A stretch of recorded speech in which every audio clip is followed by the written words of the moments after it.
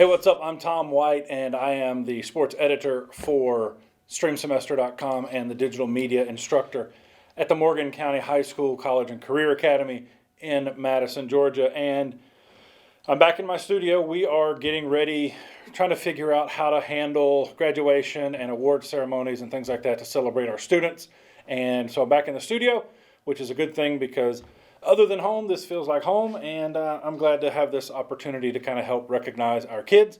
Today, I'm going to talk about the Blackmagic Pocket Cinema Camera 4K.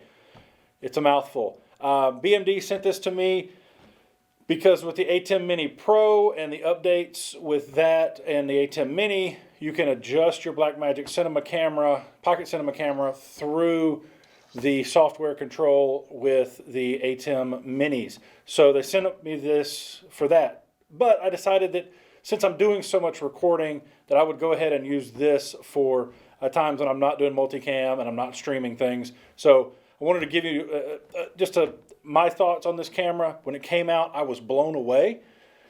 But this is the first one I've got my hands on. And this is supposed to be an unboxing, but it's not really, because yesterday when the FedEx guy got here, I couldn't wait and went ahead and ripped open the package and started playing. So, Pocket Cinema Camera 4K, really rad camera. Going to get into it right now. First things first, power. 12 volt, big deal, kind of a good thing. LP6 batteries. These are the batteries you're familiar with Canon products. We've got several of the Canon DSLRs here, so probably have 30 or 40 of these batteries. And then the Blackmagic Pocket Cinema Camera 4K. There is a 6K version now. It is available wherever you buy cameras, so you can get that. The first thing I noticed when I picked up this camera is how light it was. Having used cinema cameras in the past, they're usually typically pretty heavy. They're usually cumbersome even. This one, not so much. I don't know what the material is. It looks metal, but it is not. I think it's a carbon fiber of some sort. But that was the first thing I noticed. The second thing I noticed, the size of this viewfinder. It is huge compared to what other cameras have built into the camera. This is a rock star. So I'm going to put in the camera battery and fire this bad boy up. Power switch right here on top. On top you have, these are strap lace things, so if you wanted to hang it around your neck, you could. It's certainly light enough to do that. Quarter 20 mount. You have your power button and then 3 programmable function buttons. Here you have ISO, shutter speed, and white balance, your start stream, or your start recording, still capture right here across the top, so powering it on, and you're going to see, it takes just a second or two, not too crazy. There it comes. And I have the lens cap on, so cap with no lens, so you can't see anything. But the actual viewfinder itself, you see here, audio. There's 2 mics on here built into the camera that are really pretty good for a cinema camera. I have to admit, pretty impressed with those. A lot of cinema cameras just have the pinhole mics or don't have mics at all.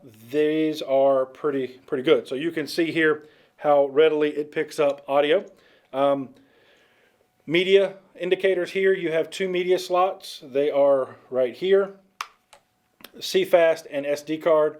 But you can see here it'll indicate what card you're using, how much time you have, and that it is or is not recording. Now across the top you have your guides. Here you can do zebra, you can do safe, you can do a grid, you can do a lot of things with your guides here. Pretty cool there. Shutter speed, iris, your time indicator, and you can set that to be custom for whatever you need there. White balance, you can do custom white balance. You don't have to do it pre-programmed, but you can. Also your tint and then your battery indicator here. One of the things that, because I haven't used it much, I'm just going off of what I've heard, battery life isn't very good, so you'll need several batteries. Your battery indicator, pretty important there. Now, in terms of use, I mean, it feels just like a camera should. It's not a camera that necessarily requires a cage or anything like that. It feels like a camera should. You have a quarter 20 mount on the bottom. There's your battery door there. Really good, solid camera. I like that everything is within my hand reach. I can set the iris. I can set a focal point. I can do high frame rate.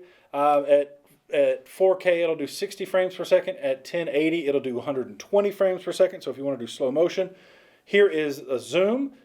And it's not zoom as in the lens, it's zoom on your viewfinder. Oh, hitting buttons I shouldn't. Below that is the menu button. And then finally the playback button if you want to review your footage. So really, really excited about this. I used it yesterday around my home office, shot some basic low-level just playing footage. The camera's pretty rock solid. One of the things that I think is great for educators is that the camera does not require a crazy advanced amount of understanding to get going with. One of the things that I like the most about it as an educator is the dual native ISO. So if you're filming in a low light situation, it's going to make the footage look fantastic. And I'll have more on that as I get into the full review. Again, I'm really, really excited about using it. I'm ready to rock and roll. I'm going to shoot some interviews with it today. We have some teachers coming in. I'm going to shoot some interviews. Going to shoot some graduation stuff with it. I'm going to make as much as I can with it because it's a pretty good camera.